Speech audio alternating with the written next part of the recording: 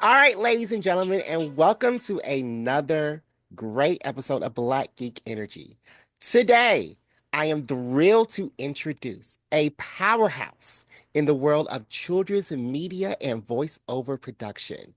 As an award-winning author or the award-winning owner, excuse me, and director of Pep Squally VO and sound design in New York City, and Pep Squally Portugal in Lisbon, Paula brings over 25 years of international experience in directing, casting, acting, and production management.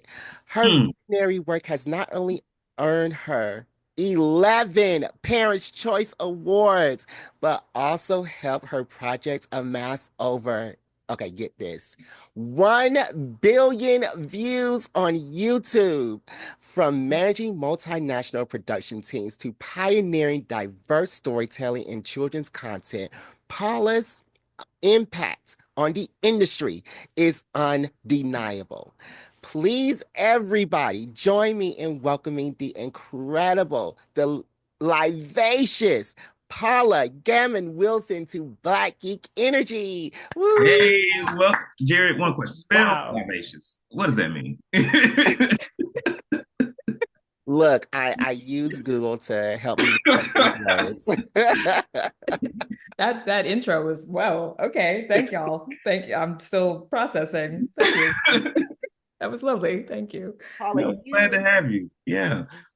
yes, So, all that stuff is stuff that you did, and you definitely deserve your flowers. So thank you for being on Thank the you. show.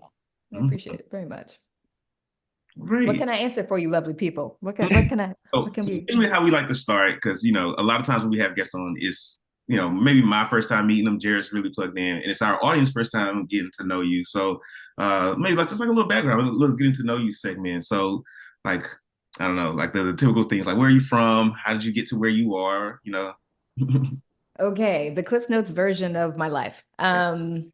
So I'm originally from Maine, which is, there Okay. are no black people in Maine except for my family, basically. And uh, That's a crab state, right? yeah, so you got lobsters and you got lots of white people, and then there's us. And so, um, so I grew up in Maine, and then I spent a lot of my childhood in Arkansas and Mm, Tennessee with my mother's family. okay. And I always knew pretty early on that I liked working in production. I started out as an actor, kind of, but I always loved what was going on behind the scenes. All right. And I had the opportunity to go to a performing and visual arts high school in Massachusetts called Walnut Hill. It still exists. It's Mm, a very good school. And at the time, they had a design and production program. They're the only school for high school students that had a major in that particular field. And so I was originally accepted as a theater major and transferred into the program my sophomore year. And part of being at Walnut Hill at the time, I'm not sure it's still that way, but you had to work in whatever your chosen major was during the summer. And so every year after the school year ended, I would go intern somewhere. Okay. And this is when, this is in the 90s when internships were paid because Yeah. so you could actually like live on an internship. So I would go during the summer and your housing and your food were paid for and you got a stipend. And I worked at theaters every summer. And so by the time I finished at Walnut Hill, I was already working professionally in Boston and other areas. And I went off to college in California, Mhm. where I double majored and triple minored because I wanted to focus Triple on, minor. yeah, I wanted to focus on Oof. production for dance, and there wasn't really a major that was that. So I double majored in theater management and dance, and then minored in costume design, ethnomusicology, and women's studies, so that I could sort of get everything I wanted. It was the only way I could make my education work the way I wanted. Um, which this is where things sort of took a weird turn. Okay. So I was dancing and production managing in college, working steadily in LA as well, and going off to intern every summer still and getting better and better work. And then um, one of my dance teachers said, "You've never auditioned for something from a non-managerial standpoint. You should try that. Like go put the number on your chest to see what that's like so that you can better empathize with the dancer experience, et cetera, and so forth." Um, so I basically opened Dance Magazine and sort of did a like, put my finger on a page kind of thing to find an audition. Right. And it was for the Alvin Ailey School's professional division. And so when I went home to Maine that winter, I took a bus down to New York, spent the night at a hotel, went into Ailey, auditioned, like really just like do, this is an experiential researchy thing. Yeah. Right. And they took 10 dancers that day, and I was the 9th name called. So I left college and went and danced for the next 5 years. And then For Alvin Ailey, I don't think that we are Right. not for Alvin Ailey. No. No. We can't gloss over that fact. You danced for Alvin Ailey. No, wait. So the professional division is the feeder school for the company. So it's a conservatory. So I went and studied at the conservatory. Oh, okay. Yeah. But it's still like for a year. Yeah. You know who Alvin Ailey is. Yeah. But I studied at the Alvin conservatory for a year. It was a great year. I learned a lot about myself. And then I was I had the chance to come back for a second year, but I'd started to work in New York quite regularly. So I was like, well, I could keep spending money and, working on the side, paying for school, or I could start working. So I did go off and just dance, did, music videos and plays and, the life of a dancer. And then I also kept stage managing. So I got my union card, worked off Broadway, did one show on Broadway. It was really like working as a production manager. And I would go back and forth. So I'd do a production management gig and then I'd do a dance gig and do a production management gig and do a dance gig. Then I went back and finished school. And at that point, I knew that I was going to try to shift my focus into more directing, both for theater and television. I was just sort of figuring myself out as I went. So I went back and finished school and got a degree in liberal arts with a focus on screenwriting and third world cinema, because that was the stuff I didn't quite know yet. And then I got a job in South Korea. And so I moved to South Korea to direct musicals. Wow. How old are you? I know, right? Because I'm looking at my life. I'm like, all right, got my. I'm in my late 40s. So this is like, I've had some time to build this stuff up. So, wow. So I moved out to South Korea, and then I went from South Korea to Argentina, and Argentina to the UK, and the UK back to the US briefly, and then to Dubai, and then back to the US where I stayed. And when I came back that second time, I needed a job. Right. and I was hired as an associate producer for a small dubbing house in New York, because I had all of these contacts all over the world and I had directing experience, and it just seemed like it would be a good fit. I was like a little bit too experienced for the job. So I ended up leaving after like 8 months, I think, to go back to stage managing. I was going to take over the management of a touring dance company and manage their tours. And about 6 weeks into that, maybe even less time into that touring job, I got a call from a client that had worked with me at the dubbing house. And they said, hey, we really liked working with you. You're not there anymore. Would you be willing to take over one of our shows? It's a new show. We'd like to work on it with you. And I said, well, I'm not really working in voiceover right now. I'm doing this other thing. And they said, well, could you find a studio? And I said, sure, maybe. When do you need it by? And they said, 4 days from now, we're flying into New York. Oh, okay. So I found a studio in 4 days, thanks to lots of people being kind to me. And I literally had to sort of like interview to use the studio, because the person I'd been recommended to speak with was this wonderful man named Questar Welsh, who'd been the head engineer for Rugrats and Teenage Mutant Ninja Turtles and all those great 80s cartoons. And he had a studio that he would rent to people. But I didn't have an engineer. So I was like, would you be my engineer? So basically I had to like ask this really incredibly famous man. I was like, could you be my engineer on this little show that I don't really know anything about, but hi, jazz hands. And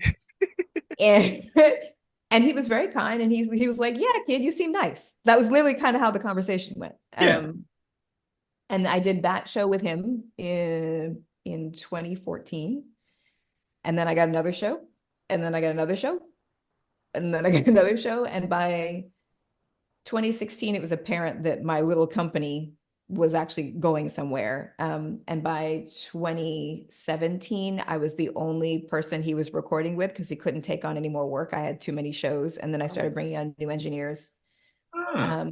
And then in 2020, we had to pivot because of the pandemic, and he was considering retiring anyway. So he sold me his studio.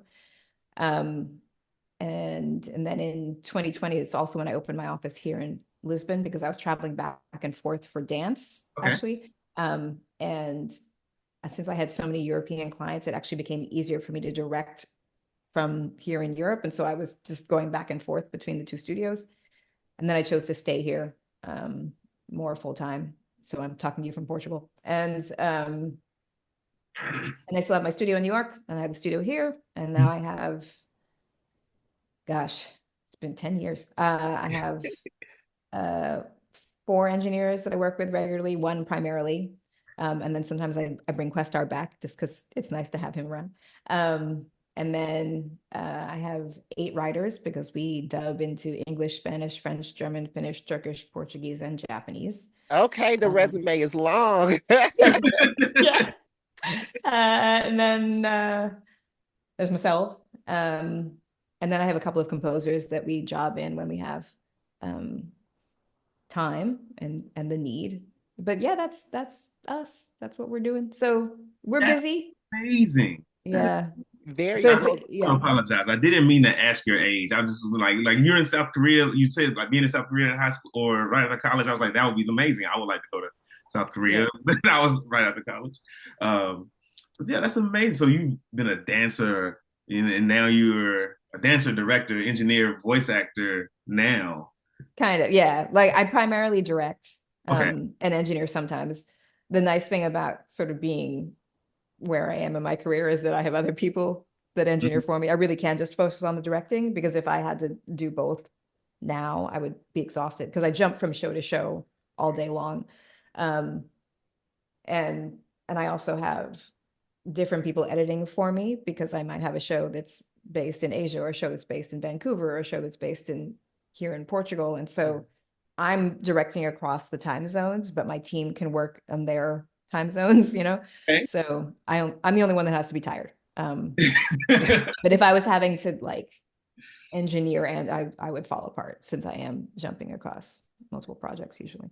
You're in Lisbon now. Hmm. That's in Portugal. Yes. Okay. And that's in Europe. Okay. Yes. It's been a long time since I've been in a geography class because we kind of talked about this ahead of time, like Portugal. I'm like, oh yeah, South America. She's not. No, I'm in Europe. I'm on the side of Spain, like Okay, okay. west of Spain. Yeah. You didn't know that, DeMarcus. I know it now. That's all that matters.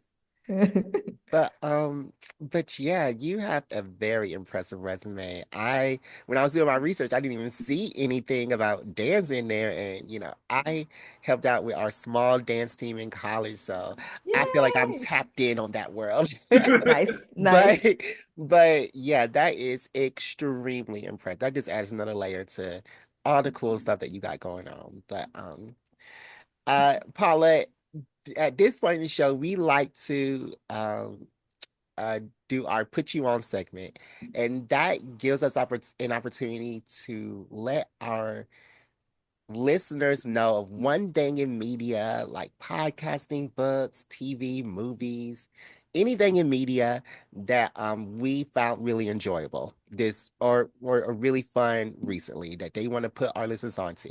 And this segment is actually sponsored by MoviePass. DeMarcus, can you Oh, tell them about MoviePass, please? Sure, sure. MoviePass is a subscription-based service that allows you to watch multiple movies in theaters for a monthly fee. That's multiple for one fee. So I know you're used to going to the movies to pay in like, what, $20 for one movie. Pay the MoviePass $20, you get like 3 or 4 movies every month. Um, yeah, and I don't really know what more I can say about that. When you sign up, users typically receive a MoviePass card in the mail. Takes maybe a week or something like that, and use it just like a debit card or credit card, anything like that in the theater, and it covers the cost of the movie ticket. They're not covering snacks yet, maybe one day, but today you get in the movies for free or for a prepaid service. Mhm, mhm. So, Paula, I would like to extend it to you. Do you have anything that you want to put our listeners onto this week? Oh gosh. Well, there's a show I'm directing that's coming up in the spring, which is Iyanu. Okay, okay. on, Yes, yes. on Cartoon Network and Max. So I gotta plug that just because I feel Absolutely. obligated That's to. Do it, do Um, it. but if it's just like good right now viewing, I'm kind of into Wild Cards, which is a CBC show, okay. kind of like police procedural, but with a lot of comedy and a really good slow burn love story in the middle. So if you just want some like really good brain candy with some honestly lovely acting, Wild Cards from CBC is pretty great. Okay, okay, okay. What about you, DeMarcus? Did you see anything this week? What have I watched this week? Well, the new Love Is Blind started. I know Uh, I saw that. so you already watched the first episode? No, I didn't. No. Oh. I did not watch the first episode. I'm trying to wait so to accumulate before I watch them. I'm thinking about watching Love is Blind Germany because there was this viral moment where when they met, they did not like each other. Did you see that?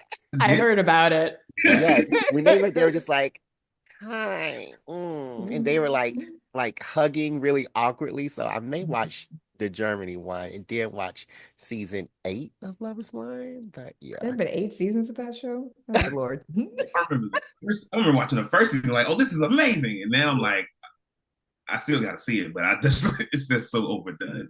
Mm. Are you a Okay. big reality TV person, Paula? Not really, no. Or no? No, I was actually on Celebrity Apprentice with Okay. one of the Baldwin brothers and a football player. And back when I was a performer in New York, when I had to eat, and Yeah. basically I was in an Airstream trailer downtown, like near Cooper Union, trying to sell printers out of the Airstream trailer, like get people to come off the street and buy printers. Uh, I can't remember. It was such a weird. Oh, Pierce Morgan was one of the contestants.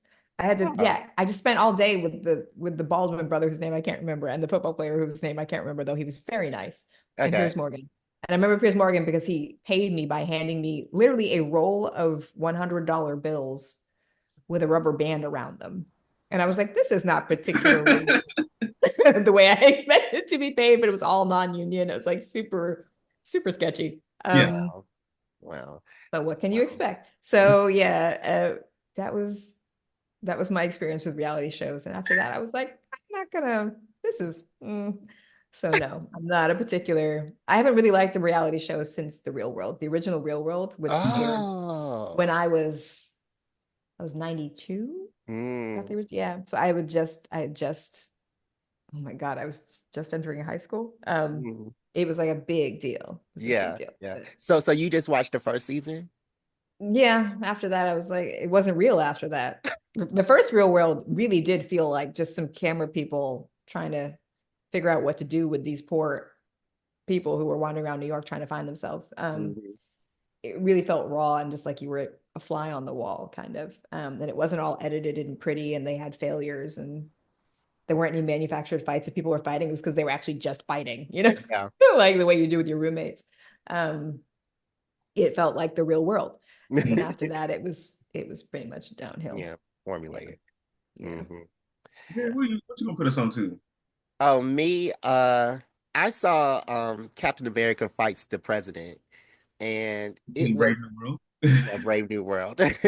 And it was actually a really good movie. And I'm seeing a lot of people are up and down. Mostly I'm seeing a lot of videos that are white people and white um uh publications are saying it's a 5.10, it's not good.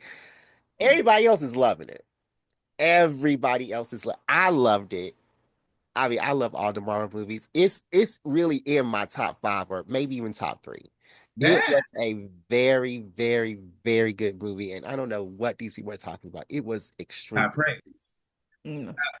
I think the funniest thing for me is that because I was reading the comments when they first made Sam Wilson. Captain America, and this what's happening in the real world now is exactly the story they wrote. Like as soon as Sam Wilson becomes Captain America, everybody hates him, or all the white people hate him, and they're like, "Oh, he's not my Captain America." It's like Bucky Barnes was right there, and it's like Barnes was a Russian spy. Exactly. Exactly. He was a Russian spy Uh, who killed people. So yep. yeah, it's just crazy. All right, Oh, DeMarcus, do you have an activity for us today? Oh, I always have an activity, and I'm very excited for the activity today. I worked Uh-oh. really so for new listeners, for you, Paula, the way our games go, Demarcus comes up with the games. Demarcus judges the correct and wrong answers. He judges the winners and the losers. He's in complete control. So today's game is just a trivia game, and we're gonna call it Who That Is. What I'm going to do is I'm going to play a sound clip from a show, movie, oh anime, God. something or rather. Okay. All y'all have to do is like guess whose voice that is. Oh no. Is Okay. this is the character, not the performer, correct? Mm, it is the performer. Oh That's the God. answer that I want.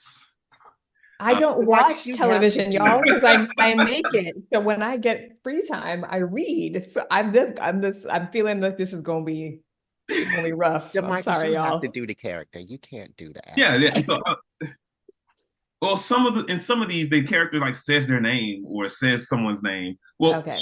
I'll give points for character. I'll give a point for character. I'll give extra points if you can name the. Performer. Yes. Okay. All right. All Ah, right. four-letter word. All right, All here we go. right. Well, I turned on sharing, and yeah, DeMarcus, this Okay. is going to be very interesting. Mm, I know. It's Look, I'm fun. scared too.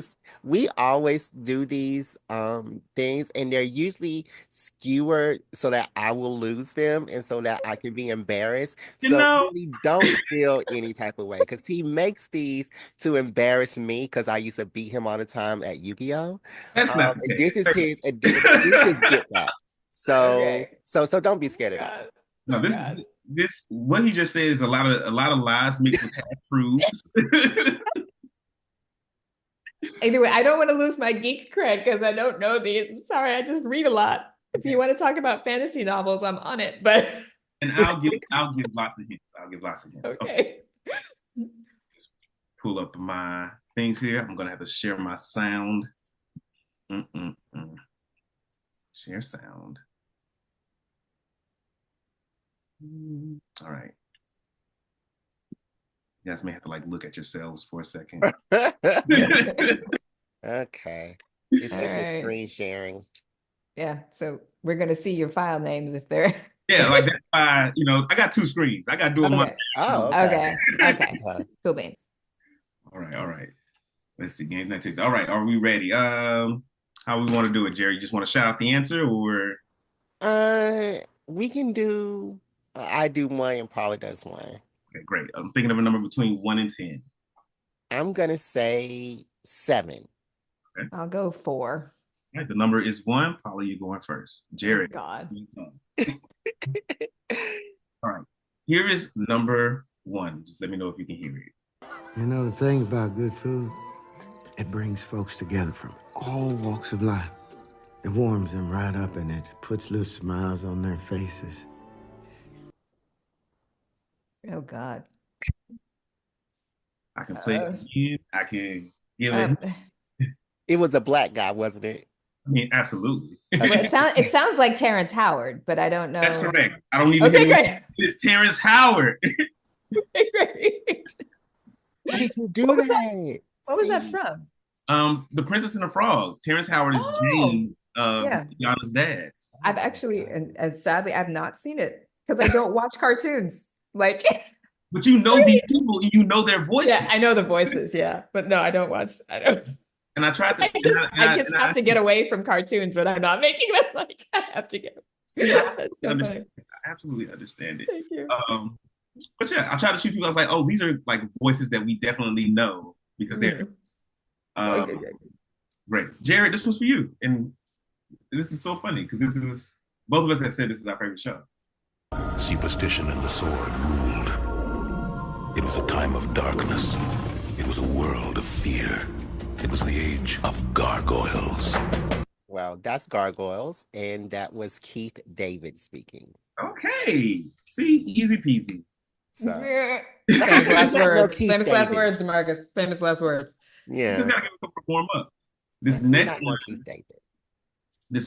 I learned this person did this voice while I was creating this game, Oh God. but it's still a very distinct voice. Pull the lever, Crunk. Wrong lever! Huh?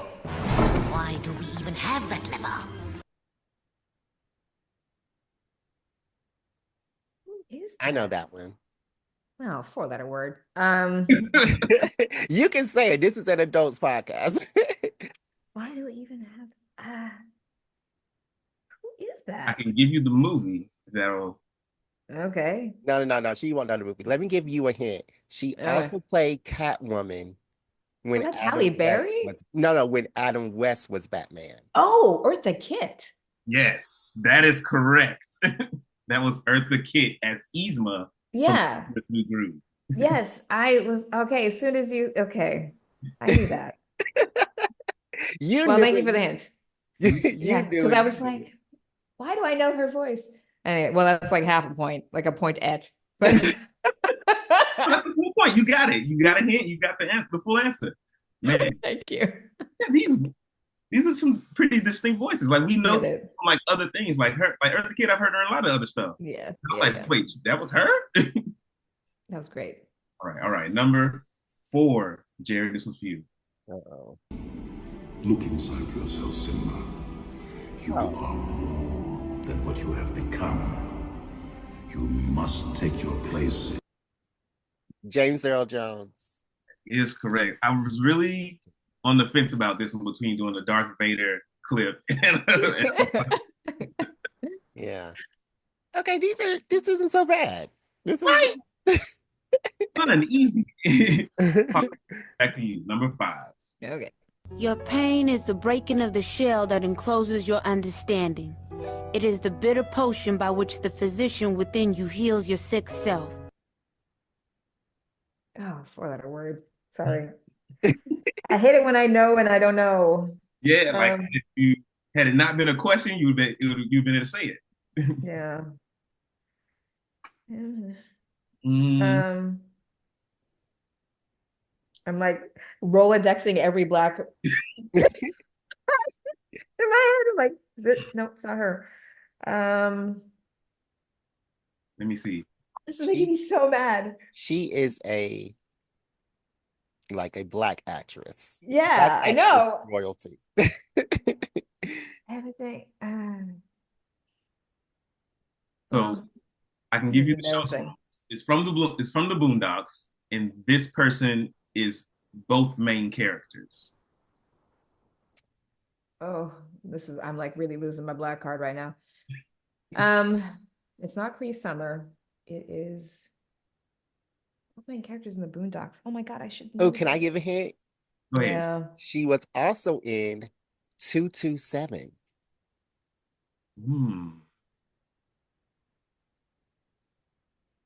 And Ray, Boys in the Hood, Friday. I'm really blanking, y'all. I'm really blanking. This is like me going up on lines.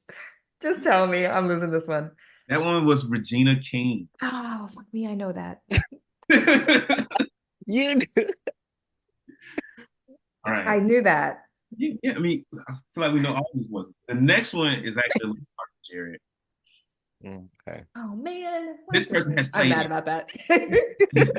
Now There you are know how I questions feel left. every You can make a comeback. This person has played a lot of cartoon characters. He has voiced a lot of cartoon characters. Okay. I'm mad at Jimmy for shooting my friend. I'm mad at Nick for messing with Jimmy. I'm mad at myself for not telling somebody when I first heard about the gun. I'm mad at everyone. Jaleel White. No. That was Phil Lamar. Oh, really? Oh man. Yeah. Okay. He is a really good voice actor. Yeah, he's he really Static is. Shock. He's John Yeah. Stewart, Green Lantern, a bunch Yeah. of other stuff, like other minor characters. Mhm. Wow. Right. This one is a newer one. Oh. But I think the voice is still gonna get you there, Paula. No, well,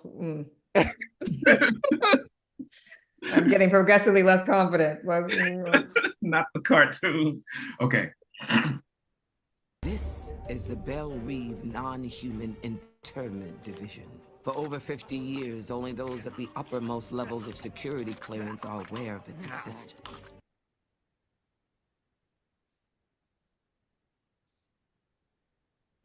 As she goes Rolodexing again. She is also in How to Get Away with Murder. Mhm. Oh, Viola Davis? That is Viola Davis. Okay. And what was that from? That's the Creature Commandos. She is Amanda Waller. Oh, okay. Mhm. A little newer cartoon. All right, My friend here, Mhm. my Cabo Verdean Portuguese friend is the Portuguese voice of that character. Oh, that's and doing the dub. Yeah. Small World. Yeah, it's really fun. Oh. Is their voice like just as deep? Yeah, they have very similar vocal quality. Yeah. She also voices, like, she played the mom in Little Mermaid, and she was in Mufasa, all the Portuguese dubs. Like, it's just really funny. Anyway, but Nice. I have a question later about English dubs versus other languages. Okay. We're gonna wrap up the game soon. Okay, Jared, number 8. This was Hi, my name's Susie. What's yours? Tommy. Hi, Tommy. Want me to show you our new house? But what about your sucker? Sucker? Cree Summer. that was Cree Summer. Yeah, I was like, there's Cree. I knew he was gonna put Cree in there somewhere. There's Cree. Yeah. Yeah. I love her voice. Yeah, she's amazeballs. She's amazing. Love Okay. her. Number 9, Paula. This is an easy one, I think. Power and ant can be a very volatile force, cousin. It will get the best of you eventually, on your plane or on ours. This person is mainly an actor and is no longer with us. Oh gosh. Any actor no longer with us.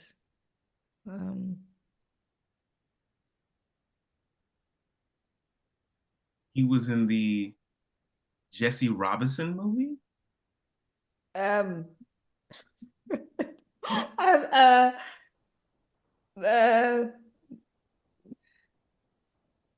Jesse,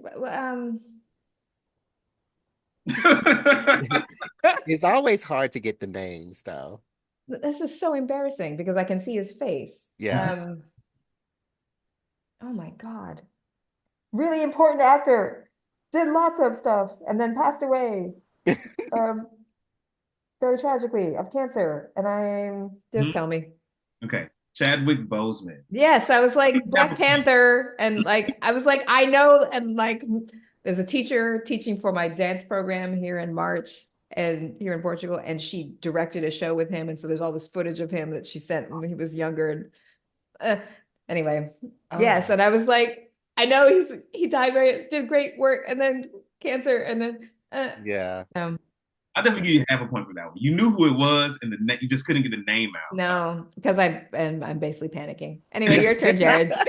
Yeah, the nerves. Yeah. This was I think one of his final roles with Marvel. He did the first season of What If, and he was the Black Panther in the What If series. Yes, I love how you were like you didn't say Black Panther because that would have been too easy a giveaway. Anyway, all right, Jared. The last one. These are getting harder. No, they're not. In fact, I have an extensive list of complaints. They're my real family, and I love them just the way they are. I can play it again. I can give hints. Okay, this is from the Proud Family, right? It's from the Proud Family, yes. I've never seen the Proud Family. You've never watched the Proud Family? No. But I do know who this is. She is like a 38-year-old woman. She still looks like a child today. She's so beautiful. Um, she has a daughter. She has been a Black actress legend in my household. Um, God, Not enough descriptors here, Jared. huh? I said these are not enough descriptors. She, 38 with a daughter. I mean, wait, that's wait. a lot of people. It's like a Kyle or Kyrie or That was Kyla Pratt as Penny. Kyla Pratt. Ugh, Mm-hmm. dang, I was close. Like, well, you got all the descriptors. If I got half a point for knowing, if I got half a point for knowing Chadwick Boseman died of cancer, Absolutely. then he gets a I'm point. definitely giving both of you definitely have a half point, and we're gonna. This one's gonna have to end in a draw because I do not have any more voiceovers prepared. I definitely. We actually ended in a draw after all. I thought I was like a good couple points down. Oh, you were sticking with it. You were sticking with it. Yeah. Well, I'm thankful. No more than you think. I'm thankful for my little points in that. But yeah, that was really fun, DeMarcus. Paula, there is a question I want to ask you that goes back to an episode that we had earlier this year. Mhm. And it has to do with the access that kids are getting now to this quality, amazing television versus the access that we had to this quality, amazing television. Like we had Arthur, we had the Magic School, we watched the Magic School Bus and Bill Mhm. Nye in schools, and now X-Men 97 is locked away on Disney Plus. New episodes of Adventure Time are locked away. Nickelodeon is now doing shows for YouTube TV. So I just want to know, like, how can we still make, quality, good television like we had, because we had television like, they would do the show and then there'd be a little segment on recycling with Captain Planet or whatever. Yeah. So is there anything that we can do or that you are doing to make sure that, kids who don't have access or don't have resources are still getting this content? Oh gosh, the amount of conversations I've had with my content buddies. There's a lot of really great children's content being made. There's also a lot of schlock. There's just a lot of crap. And originally, oh God, a couple of things happened at once that made the children's content space sort of go haywire. First, it was YouTube allowing the monetization of children's content. So everyone and their uncle started streaming whatever. The quality varied wildly. YouTube, like unboxing videos, toy play videos, random like 3D videos with somebody singing half a song and standing on their head were getting millions of views. And of course, the person making those would then get millions of dollars worth of ad spend.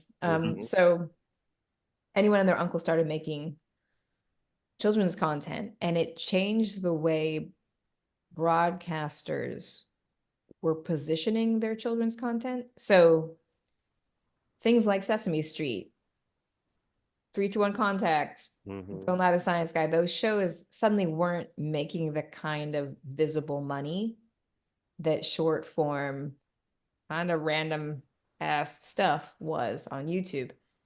Add into that the number of streaming services that started to appear, like Netflix originally, and then once Netflix blew up, everyone and their uncle started to create their own, which has gotten more and more silly since the pandemic. And then suddenly you had this glut of children's content. It was hard to just figure out what was working and what wasn't. Then the laws were passed that made it impossible to monetize on YouTube. You couldn't monetize children's content. So then all the broadcasters and streamers and people and content creators who've been making things for YouTube in order to make money had to pivot because they couldn't use YouTube to make money in the same way anymore. But they had like hundreds of episodes of just schlock out there. So they packaged the schlock into longer episodes, which then ended up on the streamers. It just ended up being this like just a big cluster screw, frankly. Yeah. And the end result was that they had to make their money some way. So once Sesame Street got purchased by HBO, it was all over. Yeah. Yeah. So it's not so much that those of us making content can really affect it. Mm-hmm. It's the gatekeepers that are broadcasters and streamers who are choosing who gets to see it, because their bottom line is to make money, not to educate children. And it makes me terribly sad, because sometimes I'll work on something absolutely beautiful that nobody ever sees, because the streamer, the broadcaster, whoever, doesn't feel that it will make them any money. There's a lot of really good stuff being made. You just don't see it. Mm-hmm.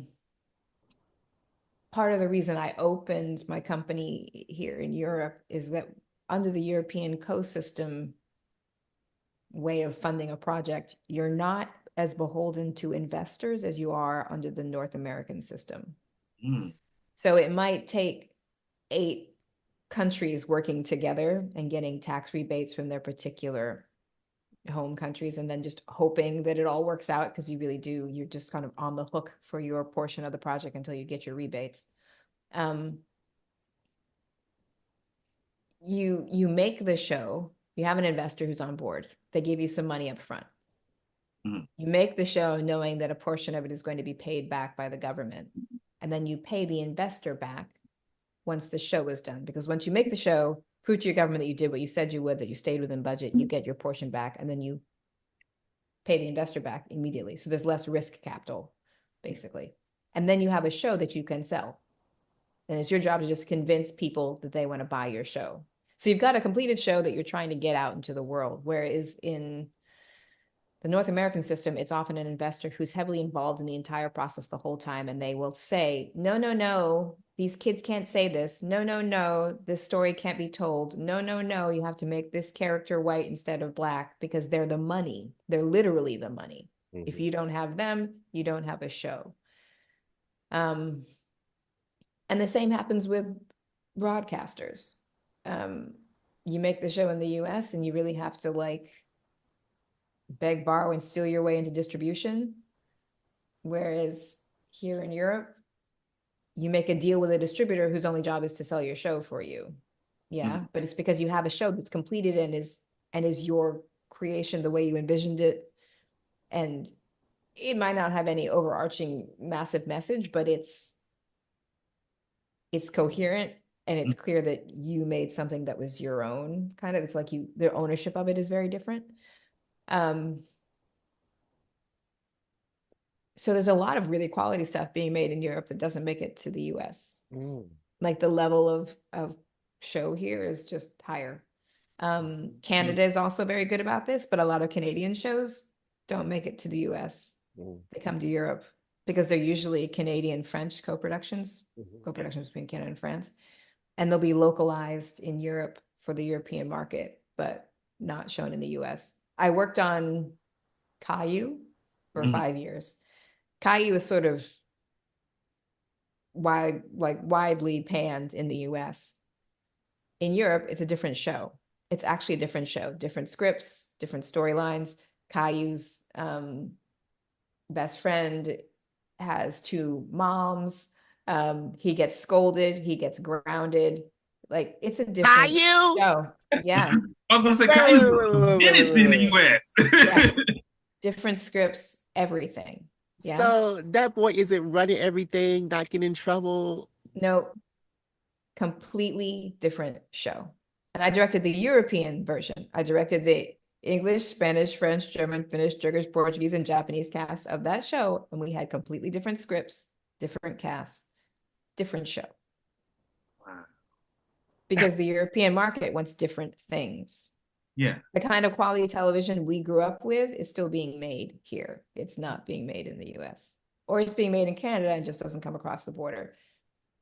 North American, I can't say, the US market wants money. Yeah. everybody else wants to educate kids. It's a very different thing. Yeah.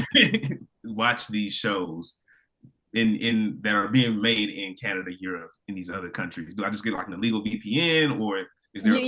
Yeah. I mean, there are VPNs that aren't so illegal, but yeah, you can get a VPN. If you speak a foreign language, sometimes the dubs are even better than the originals. There's a show called Nate is Late. Okay. Sempre Atrasado. It's Sempre Atrasado here in Portugal. And I watched the Portuguese version of it over the Canadian version always. Because I just love what the Portuguese dub cast does. They make different choices and they're just hysterical. Nate is Late is great. It's a Canadian show, but I actually prefer watching it in Portuguese than I do in English, just because of the choices that the casting director in Portugal made. 16 Hudson is another Canadian show that I think is actually on PBS now. Pretty sure 16 Hudson is great. Mind you, these are like younger shows because that's what I direct, mostly preschool to tween. Iyanu is a bit of an outlier in that it's more of a teen show. Most of my stuff is preschool to tween, and then I direct a lot of teen podcasts. That's where I'm known for doing like teen work, but narrative podcasts. So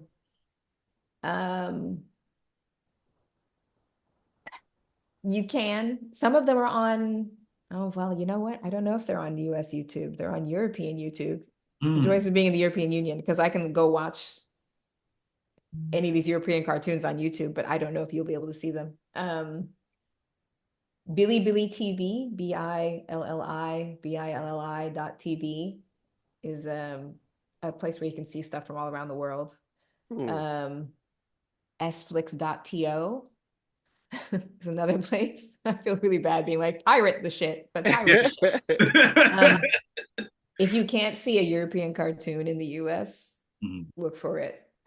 Look for it. Look for it, yeah. 16 Hudson is great. That's a Canadian show. What's another show that's actually really great? The rest of that I quite like. I'm running through, because again, I don't watch a lot, but there are some shows where I'll put my stuff and watch it.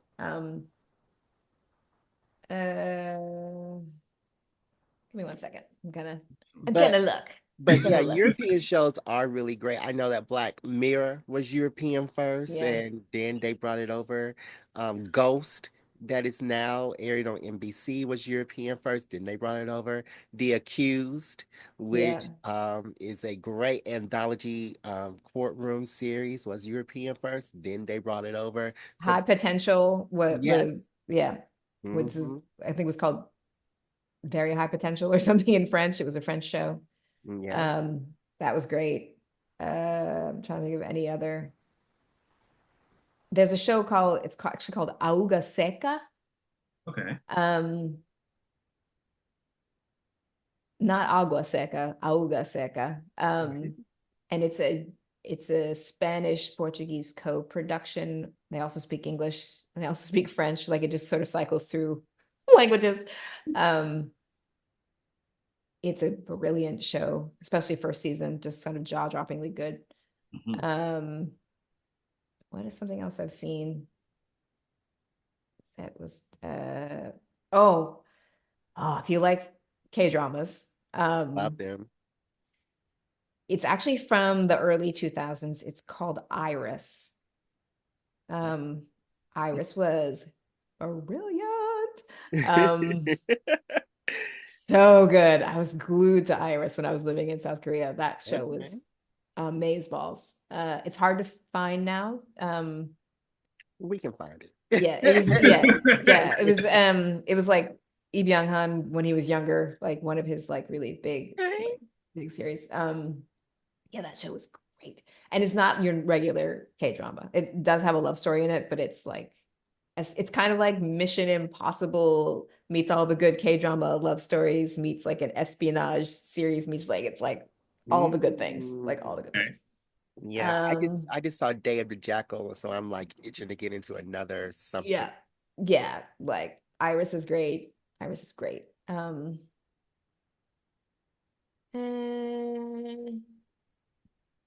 trying to think, because I do just Do you like Turkish dramas? I don't think I've ever seen a Turkish show, to my knowledge. Okay. Lay it on me. Okay, Turkish dramas, man. Um, oh gosh, now I'm blanking on it. It was so good. It's called Black and White Love in English. That's not, you actually have to look it up in Turkish or I'm afraid of Google search. yeah, I can tell you real quick. The acting on that show is just 10 different kinds of phenomenal. The two leads have worked with each other a lot. Okay. Ibrahim Shalakol and Ishaq, I'm saying their names horribly, but they are, doesn't matter what they're in together, they're stupidly good. Okay, to all the Turkish people listening, my apologies for my pronunciation of this, but it's Siyah Beyaz Aşk, Price of Passion, kind of. Yeah, that show, man, it's excellent. Yeah, dark. It's quite dark, as are lots of Turkish dramas. It's about a doctor. The quick synopsis. Also, Turkish dramas go on for like 162 episodes, so just be prepared. It goes on for a while. But the doctor, very famous doctor, she gets a request to go in an ambulance to help an accident on the road. It's not usually what she does. She's a famous surgeon, but she gets this request. The person who's supposed to go is ill that day, and so she takes over for the other doctor. She gets to what is supposed to be the accident. It's not actually an accident. It's this building out in the middle of nowhere, and there's a man who's been shot, and she's basically told, unless you fix him, we will kill you. And they lock her in the barn, and she's only allowed out when she's treating him. And that's how the story begins. And that's all I'm gonna say. Okay. That's all you need. And it gets crazier after that. It just gets progressively more Byzantine and Labyrinthine, and Siyah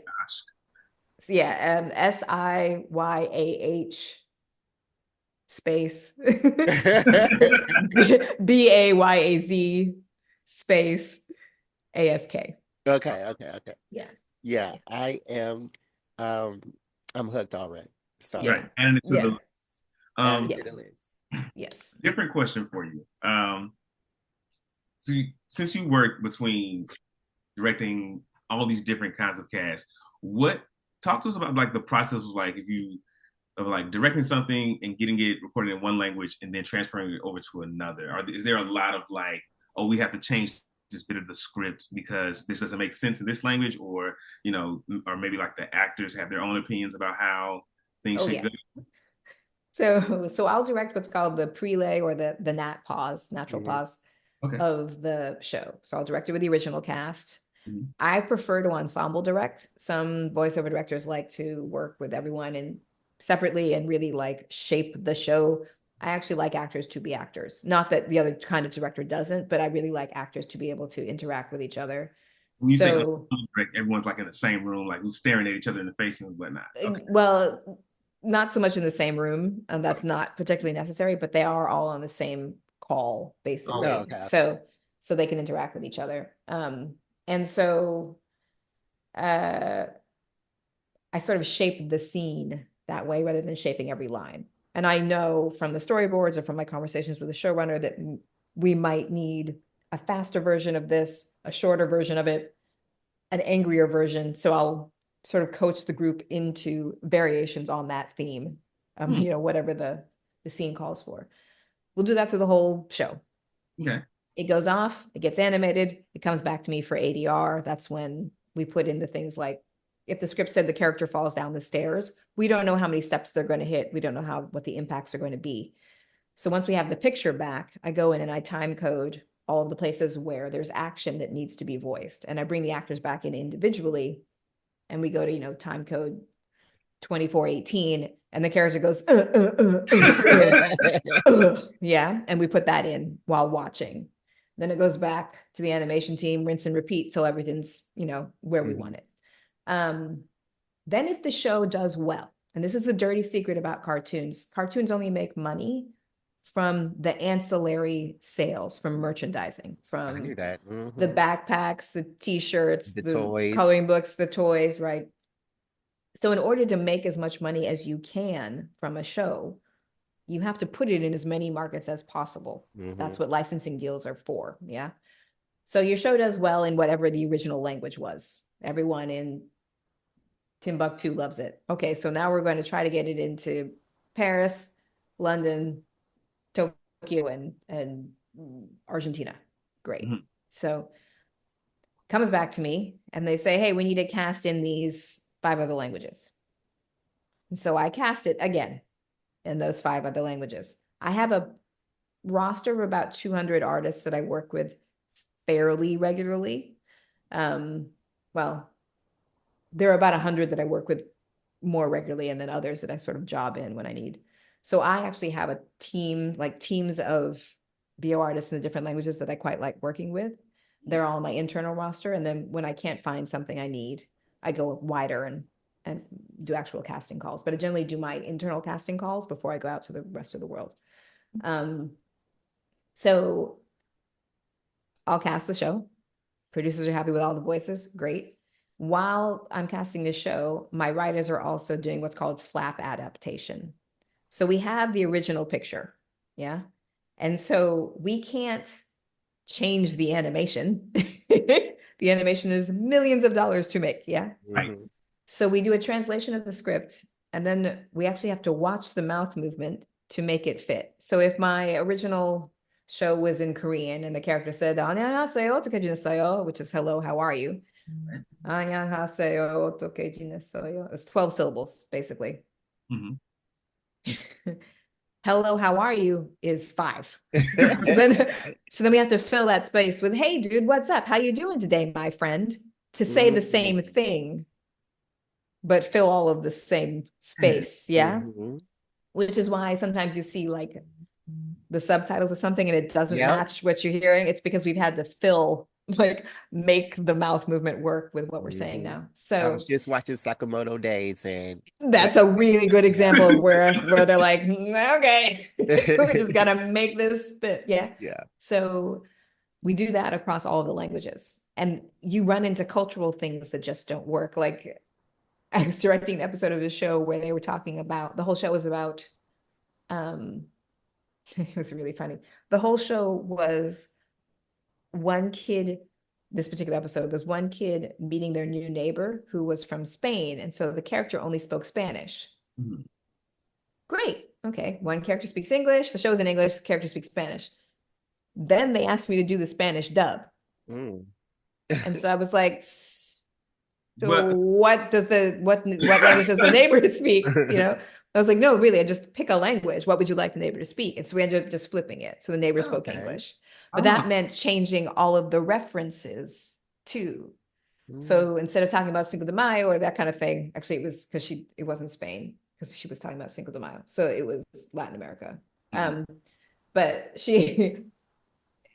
we changed it to the 4th of July. But then that, like, we had to make it work for sort of like the images we were seeing too, because, it was a lot, actually. It ended up being much more complex than the producers had conceived of, because they'd written it for an American audience, and then the show got popular and they made it for the Spanish audience, and then realized that all of their references had to be flipped around. So in that situation, like, you're not redoing the animation still? Like, I imagine you're seeing Cinco de Mayo references when they're talking about Cinco de Mayo. Yes, these producers actually, to their credit, they tried to make their visual references a little bit more general. Gotcha. Okay. So we were able to kind of like get away with stuff. But I've had shows where I'm like, you guys are either going to have to just reanimate, or we have to do some really weird mental gymnastics to make this work. And sometimes we had to like just fudge it a little to make the references still fit. But But yeah, it can be really hard. It can actually be really hard. And I have a wonderful team of writers who will call me and just be like, I don't know. Like, how do I make this work? Yeah, we don't have this holiday in Finland, like that kind of like, yeah, that's true. How do we make this work? And we can get very creative, and sometimes it gets really silly, but it's the only way you just have to sort of make it work. So that's what we do. Then we bring the cast in, the new cast, and dub each character across the whole show. And then it goes off to the next market, and there you go. Yeah. So a really successful animated show is a lot of work. Really successful animated show is a lot of work. Getting animation takes 2-3 years a season, really. So once you're making it, you're on your way. But it's common for me I will direct the prelay of a show in 2021, and nobody sees it till 2023 because it takes that long for it to go back and forth and designed. And yeah, it's years. I get contracted for years for projects. So nice. And so you finished it in 2021. By the time we see it in 2023, you're like on to the next show. And you're like, well, I did that. well, I'm usually onto a different phase of the same show while also being on to the next show. So my team also does a lot of sound design. And so I just keep seeing the show basically until it goes out into the world, but different parts of it. So I'll direct the prelay, and then the ADR, and then the design, and then last looks is where everyone's like, oh God, did we do this right? Are we comfortable with it? And then they usually come back to me for cast lists and credits. And like, I'll just be working on something for a long time. Yeah. And it's on a rolling basis as we finish episodes and get batches delivered. And then I'm starting on the next thing along the way. And you hope that a show does well and you can keep working with the same cast for an extended period of time, because it's that longevity is nice. Job security. Yeah. Job security is nice, but it's also just the work of getting a new show up and running is actually really hard. It's really hard. It's a lot of cooks to please, a lot of cooks in the kitchen, a lot of people to please, a lot of figuring out what casts work together, because it's common to have to recast things, unfortunately. And so you do have to it's those first like 6 months of a project are just a little bit like being on the front of a speeding bus. So you try not to do that multiple times right on top of each other, because it can be really exhausting. So it's nice to get a show where everyone's really firing on all cylinders and you're working together well, and to stay with it as long as you can. Yeah. So how many languages do you speak? I really only speak I speak English, obviously. I speak Portuguese at like a B2 level. I speak conversational Korean. I can get by in Spanish, mostly because of the Portuguese, and it gets all mixed up and smushed together. I have a very Argentine accent when I speak Spanish because I lived there 15 years ago. Briefly. I can speak desperation, like get on and off on the bus, buy bread, that kind of thing, in Italian, German, Russian, and French. And that's about it. Okay. Yeah. So when I'm working with my adaptation team, it's very much that they are bilingual and they're being kind and speaking to me in English. When I'm directing the shows, and this is where people get very confused because they're like, how many languages do you speak? When I'm directing the shows, because I'm familiar with the linguistic structures of the languages, because of adapting them and working with the actual language as far as how it works with the animation, I will often make suggestions to the artist. Oh, the way we adapted this doesn't work. Can you add XYZ word, or can you change this to the past tense because that will fit better and it will still make sense? And I'll give the word I want or give the conjugation I want. And the artists are always like, are you sure you don't speak this language? I'm like, structurally, yes, I get it. And I speak enough to make myself understood. Right. But do not put me in a meeting. Do not ask me to save your grandmama if she's having a heart attack on the street. Like, no. I can't talk about politics. I can direct this session. It's very like Very specific. Very specific linguistic knowledge. And it very much is just the linguistic knowledge, not the language itself. So yeah, I feel a little bit like an idiot savant sometimes where I'm like, yeah, just put this word in. And then everyone in the call is like, how did you know that? Because I've been doing it since God was an infant, that's all. Yeah. I love it. That's crazy. And I'm struggling to learn Spanish every day. It's really, whenever people talk about learning languages, it's such an interesting thing. I find like I speak a lot of English during my work day, and then I have to go out into the street in Portugal, and it takes me a half an hour for my brain to switch over. And I sound like a 5-year-old for like the first half hour because they exist in different places in my head, the two languages, and my personality is different in the two languages. So it really is just practice. It's just a muscle. It's just muscle memory. And unless you do it every day and use it every day, it goes away. When I'm back in the US and I come back to Portugal, it literally takes me like a week to not sound just dumb. So it's. And that's the part of language learning I always have a hard time getting over. So I'll get to a point where I have like a few words under my belt and I'm like, I sound like I'm 6 and I'm asking for a juicy joke.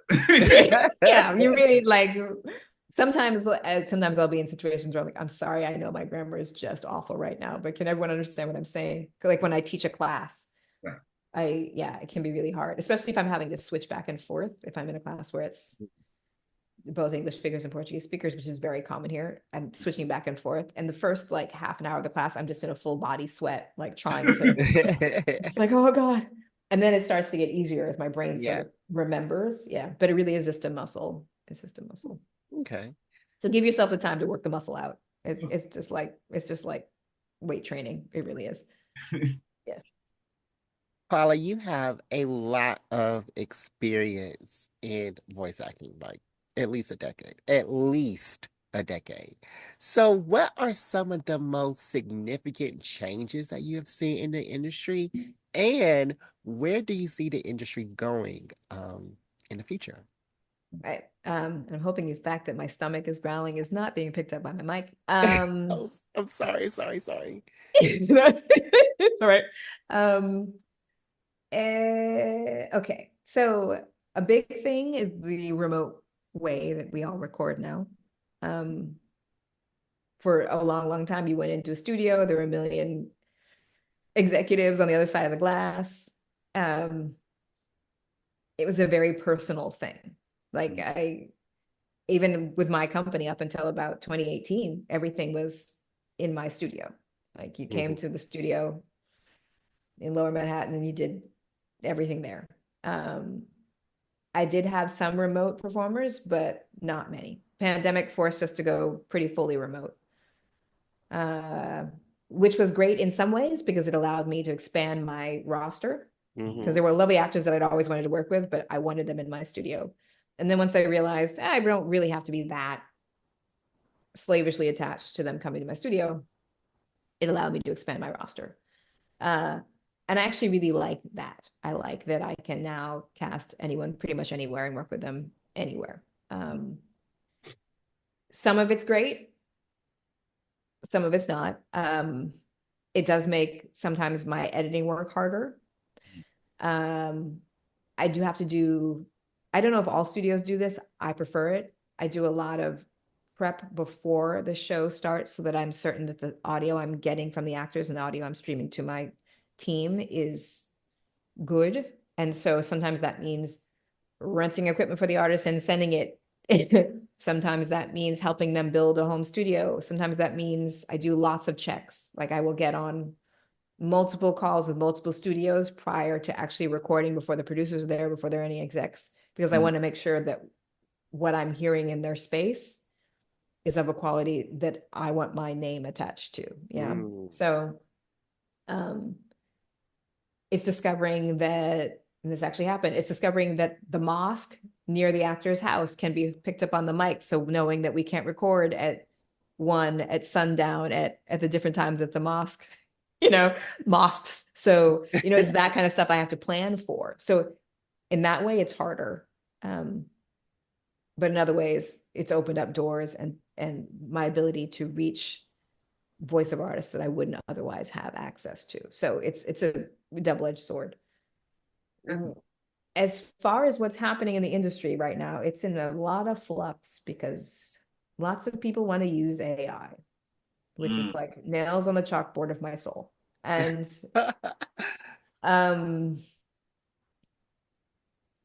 in an explainer video on YouTube, you can get away with AI. An hour long, hour and a half long film, the uncanny valleyness of an AI voice becomes very apparent. Your body actually just starts to do this. Yeah. And so whenever I have people asking me, well, can't you use AI for this dubbing? I'm like, we could use AI for that dubbing for about 2.5 minutes. And then people will reflexively turn it off because it actually isn't human enough yet. It isn't yet. And whether you get it cognitively immediately, your body responds. And so you get tenser and tenser and tenser. I know what AI is missing, but I'm not going to say what AI is missing because I don't want AI to fix it. So sorry, AI people, I'm not going to tell you why it's not working. But anybody who works in sound knows what is missing, the key element. The human being. Well, the human being, but it's actually like a deeper, it's really interesting. It's very cool, but most AI people are technicians. They're not sound people. And so they're missing the key thing that I'm not going to say. Anyway, so keep it a secret forever. Don't ever tell him. No, we're keeping that. Like you talk to any sound person, we're all like, oh yeah, AI doesn't work because XYZ. We all say it. Not going to tell you. Not going to tell you, AI people. So, so there's a movement towards that. It's that thing of what is it? There's a wonderful saying about all things AI, all things sort of generative AI, where they want the expertise without having you to pay for it, having to pay you for it. Yeah. So they want the outcome without having paid for what created that outcome. All the skill, none of the expense. Yeah. So that's a thing that's slowly trying to make its way into the voiceover world. And I just keep fighting it. I don't allow my projects, any audio from my projects can't be used in AI. It's in all my contracts. Any actor who voices something, their voices can't be used for AI. It can't be used beyond the project itself. Even if it's a full buyout, the full buyout doesn't include AI. Like, I'm like, you can use it for everything but this. You know, you've paid the buyout, but this is where we draw the line. So the industry is going towards that. And I think it's not going to work the way people want it to. Yeah. Yeah. So I'm curious to see what happens in the future. I'm curious to see. Yeah. I'm curious. Yeah, that is going to be interesting. Like, especially this year, you get them doing crazy things with AI every day. So yeah. And where it's come so fast. Like it's only here since like 2 years now. So yeah. No, I definitely have moments where I'm like, am I going to have a job in 5 years? Yeah. Am I like, literally, am I going to have a job? I mean, am I going to have a job in 2 years, frankly? Because the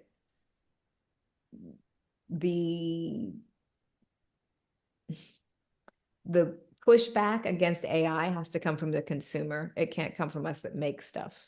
And if consumers are willing to have subpar audio, all I can do is sort of go, okay, well, yeah.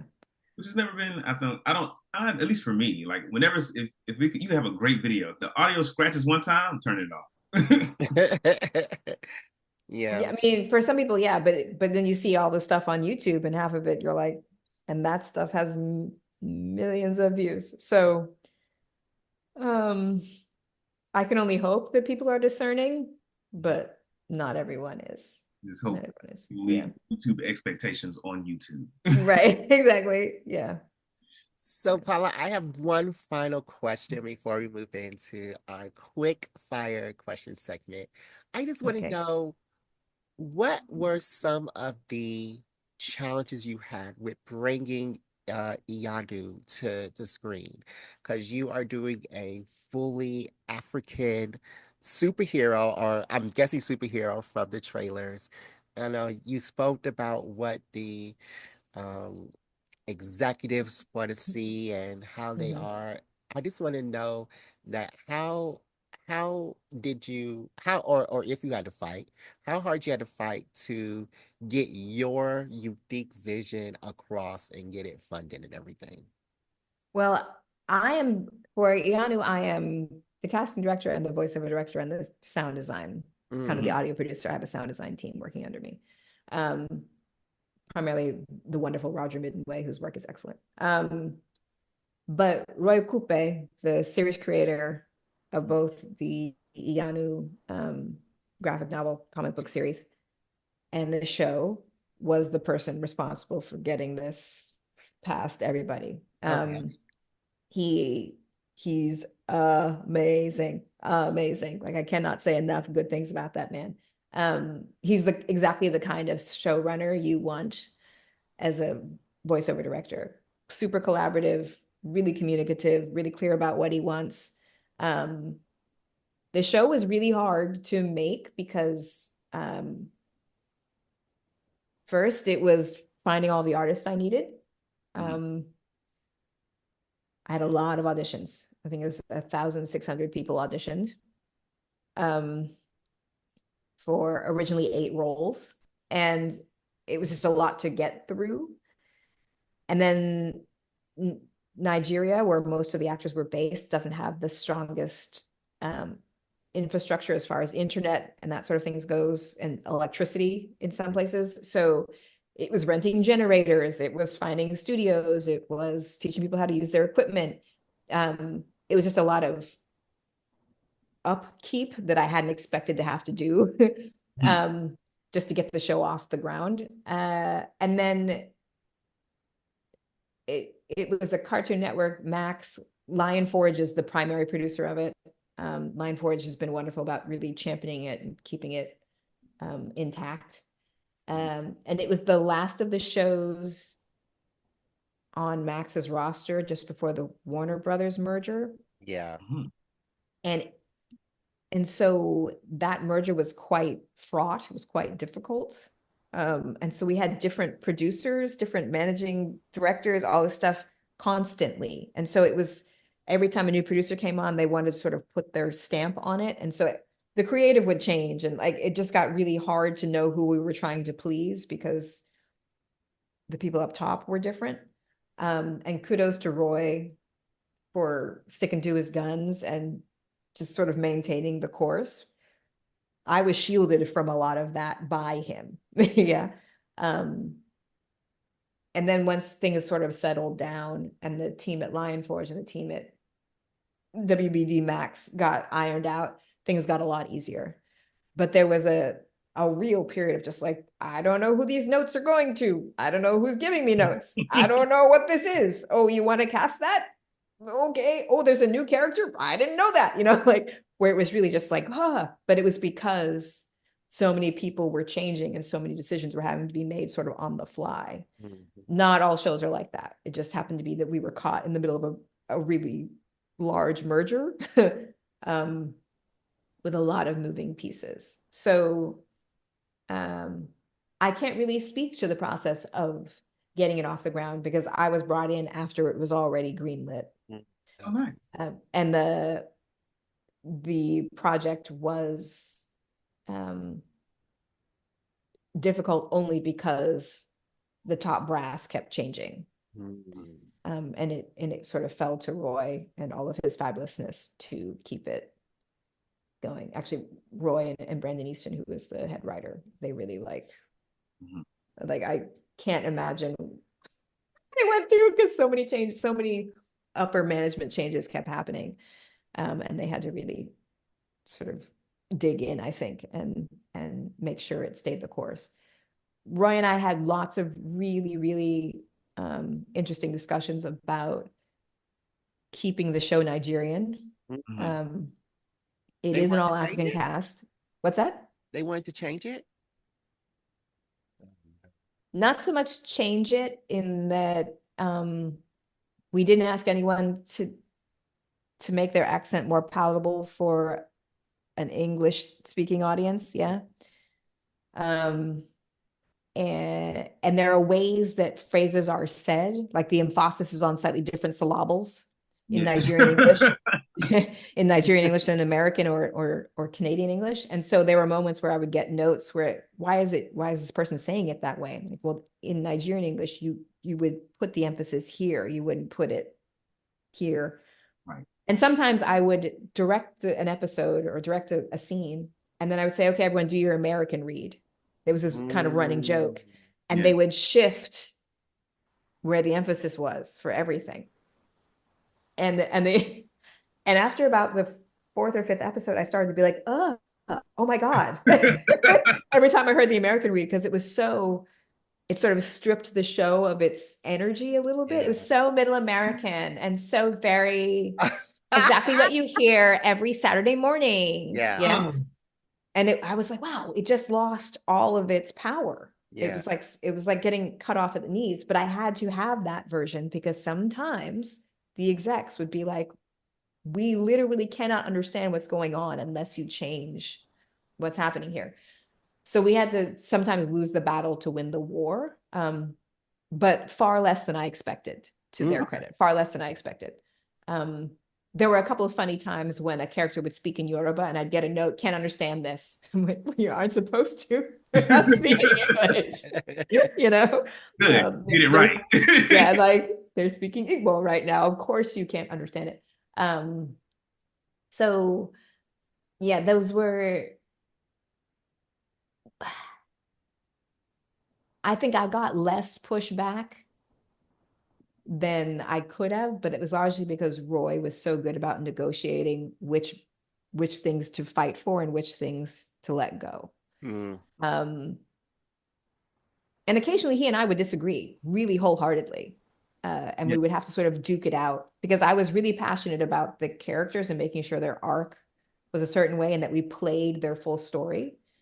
And he knew what was going on behind the scenes. And so he'd sometimes have to say, no, we're going to have to let that subtext go. We're going to have to let that go, Paula, you know? And other times he'd say, okay, yeah, I'm willing to fight for that. Let's fight for that. So the show was hard to make, but it was hard to make from a logistics standpoint. It was just a really big show with a lot of people. The cast was in Nigeria, London, the US, Portugal, Canada, and France. Okay. And they were in the US, they were in New York, Missouri, Los Angeles. In Canada, they were in Vancouver, Ottawa, Toronto. Like the number of time zones sometimes that I'd have to get so I could ensemble record could be really like, okay, some people are up really late, some people are up really early, some people are, you know, just logistically it was hard. So when it comes to getting it made, that would be a question for Roy, not for me, because he started this journey like 10, 12 years ago when he started publishing the graphic novels and has been trying to get it made for years and years and years. Like I have so much respect for his journey. He really believed in it. He really grew it into something awesome, and stuck to his guns. And here we are. Nice. Well, we cannot wait to see it. I know that we're going to be glued to our televisions when it's on. All right, you passed the interview segment. Now we're just going to ask you 17 quick fire questions. 17, okay. No. You can only you can answer because I definitely know you're hungry. I'm so sorry to take you so long. It's just it's 9:30 at night here, and I forgot to eat dinner because I was editing. Okay. So I was like, oh gosh, I got this meeting, and oh God. Yeah, so. But the good thing about this quick fire is you can only answer yes or no, or you know, the answers that we want to give you, or that we give you. Okay. Now you can go deeper into the answer, but if you don't want to, I guess that's okay. Okay. And Wow, laying on the guilt trip already. Good for you. Throwing it down. Okay, excellent. Nicely done. and if you don't know the people in the question, you could just say skip and we'll go to the next one, okay? Oh God. Oh God. Okay. All right, so number one, what Mhm. superpower would you have if you could have any superpower?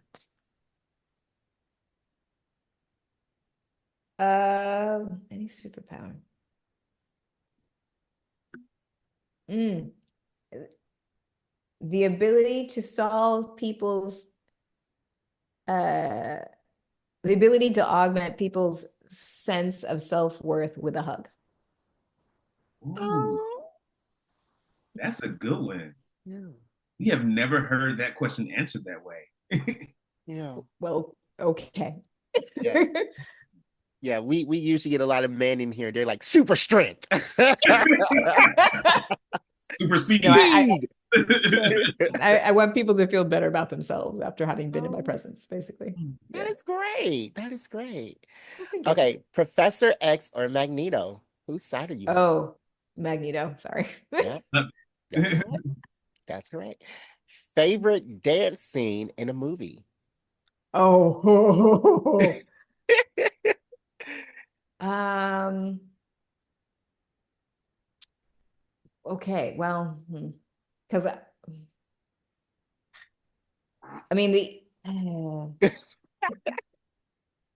easy answer is the finale of Dirty Dancing. Duh. Okay. But anything Kenny Ortega touches is brilliant. But there is a dance film called Amelia. I think I'm saying that correctly. Yes. By La La La Human Steps. That's pretty freaking brilliant. And if you can find the fully recorded version of The Statement by Crystal Pite, that's also brilliant. Okay. Okay. Yeah.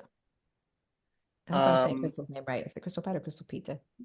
I can never remember. I think it's Crystal Pite. Anyway, go ahead. Okay. Favorite dancer to watch or favorite dance productions to watch? Michael Jackson or Bob Fosse? Oh, because I wasn't going to say either of them. I know. I gave you two options. Okay. I love watching Michael dance. I love anything choreographed by Fosse. Like Rich Man's Frug. Oh my God. Dude, Sweet Charity, like what? But if I had to choose a right now performer, it's Will West every day of the week and twice on Sunday. Okay. I gotta look him up. Werewolf or vampire? Which one would you be?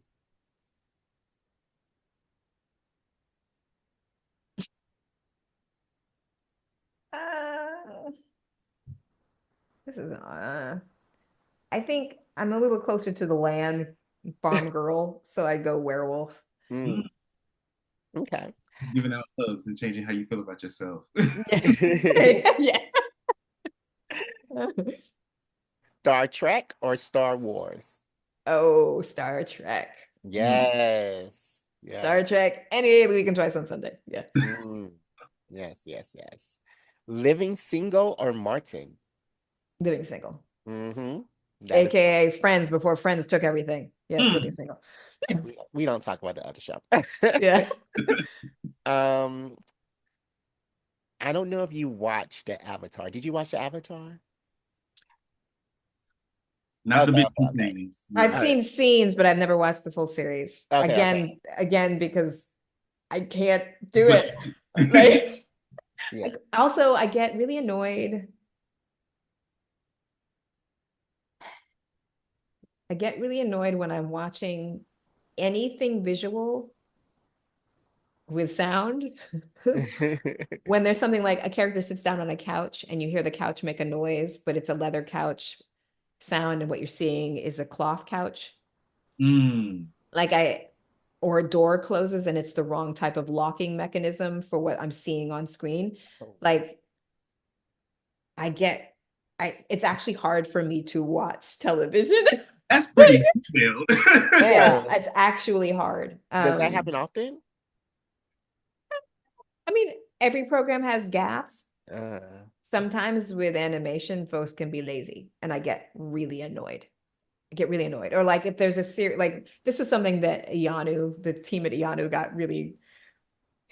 They've been very patient with me because I'm like, no, that's a closed mouth react. That's an open mouth one. No, that's an inhalation, not an exhalation. Like, and I think it's because of my dance career, I'm really attuned to what bodies are doing in space. And so when I see a react that isn't reflected in the body language, it's like, and the same thing happens with sort of extraneous sound.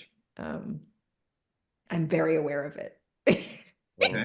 So yes, not that it has anything to do with Avatar, but it's part of the reason I don't watch lots of cartoons is I get annoyed. 4 episodes in, usually, where I'm like, could you have just fixed that? It's a little thing. I get annoyed. I actually just get like slightly enraged. Okay. Fair. As a podcast producer, on a scale of 1 to 10, how is this podcast? Oh, this is lovely. I produce narrative podcasts, not what I call talking head podcasts. So it's a different world altogether. But I would give this a solid 9.5.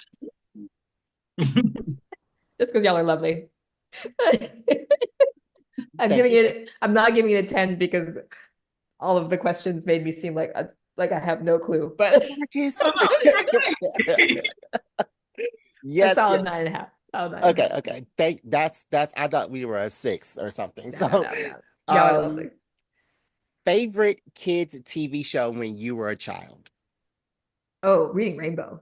Oh, Lamar Burton. Oh gosh, Lamar was my man. Lamar was my man. Yes.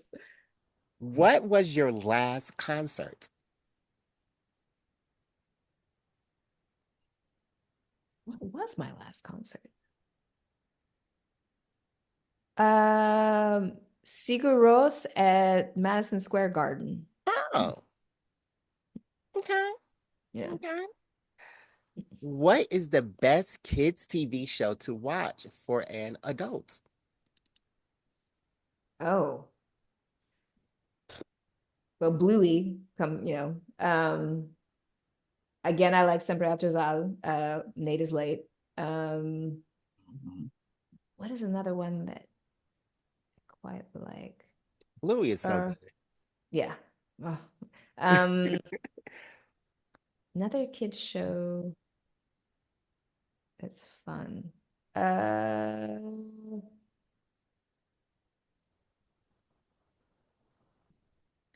mean, I don't know if Blossom was actually a kids show, but Blossom was one of those shows that I don't feel got quite enough love. But it was a show where the whole family could watch it, and it just was really great, and it's still really relevant.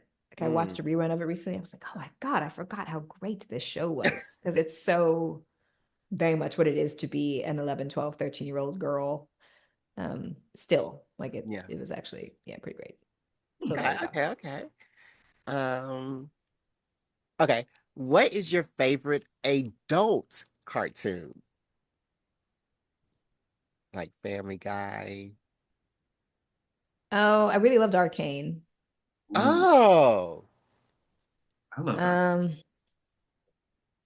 And I think, is there anything else I've watched? Again, not watching a lot.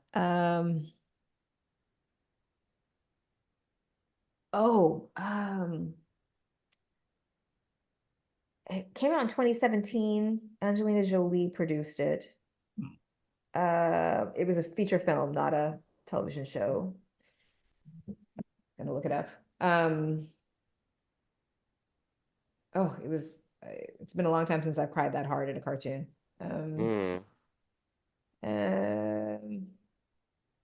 look it up. And The Breadwinner? Yes, it was The Breadwinner. Yeah. That one just stuck with me. Okay. It sounds good. A Oh young gosh. girl in Afghanistan who disguises herself as a boy to support her family after her father is in prison. Okay, Yeah. Oh gosh. If you get a chance to see it. But be prepared. It's not light viewing. sounds like a tearjerker. Yeah, no, it was hard to watch. It was Okay. brilliantly animated and brilliantly voiced. It was one of those projects that's fired on all cylinders. And I was like, this is what animation is supposed to do. Um, yeah. So I really want to see Flow for the same reason. I haven't seen Flow yet. I've heard good things about Flow. Yeah. And it's this is another thing I love about the European animation scene is that people make things because of the way this animation scene works. They make things because they want to. Yeah. And so when you go to like in Lisbon, there's this wonderful festival called the Monster Festival, which is a celebration of European animation every year.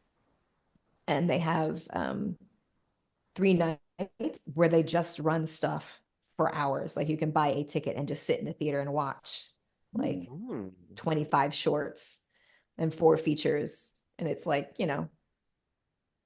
30 euro for the whole weekend, like it's great. And the kinds of things that come through. There was this gorgeous piece I saw last year, whose name I can't remember. My apologies to the creator. It was about a woman who was abused by her husband. And it was hand drawn, and parts of it were colored in, and parts of it weren't. And as she fought back, it slowly became more and more colorful, kind of. And the way they depicted abuse was fascinating and so honest. And I wish I could remember the name of it. It was a short? It was a short. Yeah, it was like 20 minutes long. Oh gosh, I can't remember the name of it, but the way they depicted the abuse, I can actually look it up. You know what?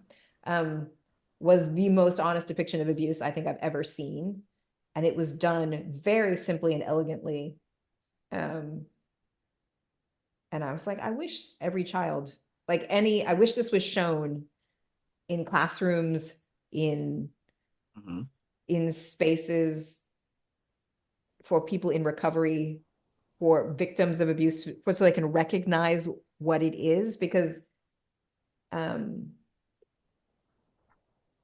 sort of the way they presented it was in that insidious way that it kind of creeps up on you, and you're like a fish in a pot, and the water is slowly rising, and you don't realize that you're boiling until you are, and it was that depiction of it wasn't what they used, but it was that sort of feeling. I don't want to give too much away about it. See if I can find the name. What's the festival called again? The Monstra Festival. Was it I'm seeing Sunshine. Was that what it's called? I'm looking to see if the 2024 videos are still listed. I think they might have the 2025 videos now. Oh no, maybe not. Maybe it's still here. Oh, I wish I could find it. I remember writing it down because I was like, oh, I have to keep this in my brain. I want to see this again. And I don't remember where I wrote it.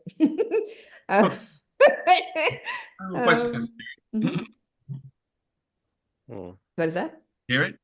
Okay. Well, we can get that later. Yeah, I will find it, but yeah. I will add that to our thing. All right. Yes. 3 more questions.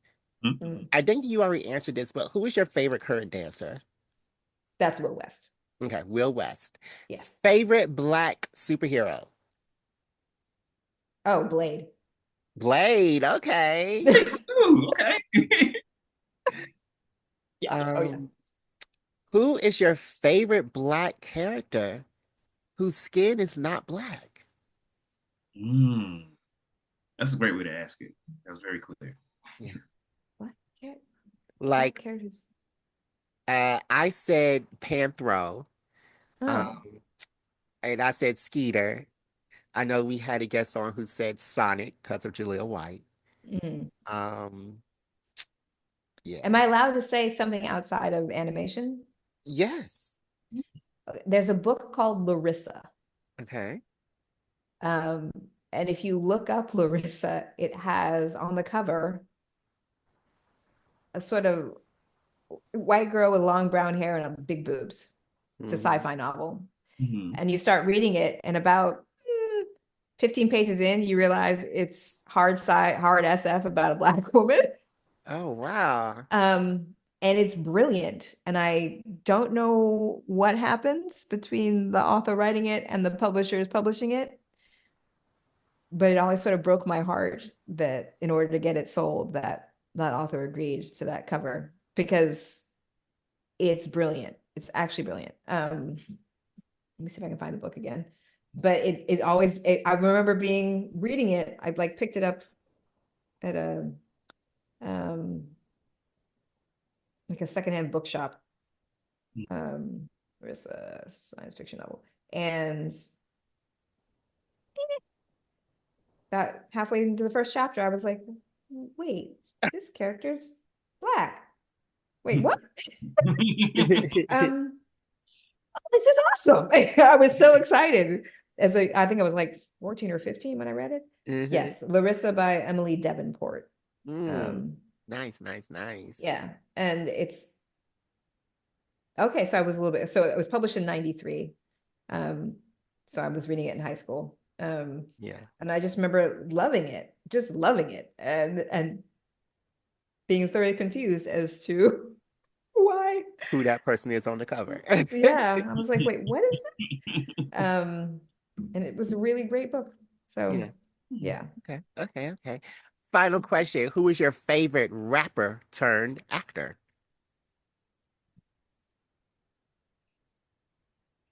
It's a toss-up between Ice-T and he was in Crash and Ludacris. Thank you, and Ludacris. Yeah. Although, yeah, it's a toss-up. Although, I mean, can we really call Common a rapper? Common's doing good work too. Yeah. So, but yeah, it's a toss-up between Ice-T and Ludacris. All right, Paula, you have completed this whole podcast. We know that you want to go get something to eat, but we just have some more final things. It is almost over, I promise. No, you guys have been lovely. Okay, everybody, you can email your questions for the 17 questions or our usual question segment to blackgeekenergy@gmail.com. You can follow us on social media, Instagram Black Geek Energy, Facebook Black Geek Energy, Blue Sky Black Geek Energy, TikTok Black Geek Energy, YouTube Black Geek Energy, Twitch Black Geek Energy, Threads Black Geek Energy, Twitter BGE_pod. And you know what, DeMarcus? We got a Patreon, and it's only $3 a month. 10 cents a day. Yeah. So if you want to hear DeMarcus really getting on my nerves, then you can subscribe to the Patreon. Reverse the dynamic, because Jared always gets my nerves. Well, yeah, so this has been an amazing episode. Paula, thank you so very much for taking the time out of your busy schedule, doing all this voiceover work in 2 different countries for 44 different languages. I think that's what Iyanu is being translated into, and doing all of this stuff for our entertainment. So thank you so much. Just continue doing what you're doing. People like me are very appreciative of you. And thank you guys so much. Thank you both. Yeah, and we are appreciative of all the work that you've done so far. Do you have any channels you want folks to find you on, follow you? You can find me on Instagram at pdubs2020. I actually am slowly divesting myself of all things meta. So you can also just go to my website. There's a contact me page. If you have questions, or if you're a voiceover artist who wants to be considered for my roster, you can upload stuff there. There's on the contact me page, there's a place where you can upload your resume and your reels. The website, sorry, is www.pepsqually.com. Yeah. That's for both my US and European arms. And I'll link it in the bottom of this page. And I'm also going to submit my voice, just in case you ever want like a gay witch to be in any of your productions. Jared, I will put you wherever I can. Go ahead and submit your stuff. Exactly. I can quickly make you a clip. I can, read something. I can find it online. And yeah. Thank you. Oh, and we also do produce actors reels. So if you're an actor who needs a reel, feel free to reach out. When I have time, I will direct reels, and we sound design them and make them sound all pretty for you and all that good stuff. So just let us know. We try to help folks out. A multi-hyphenate queen. Thank you. Okay. Thank you so much for having me. I really appreciate you both. Absolutely. Thank you. Thank you.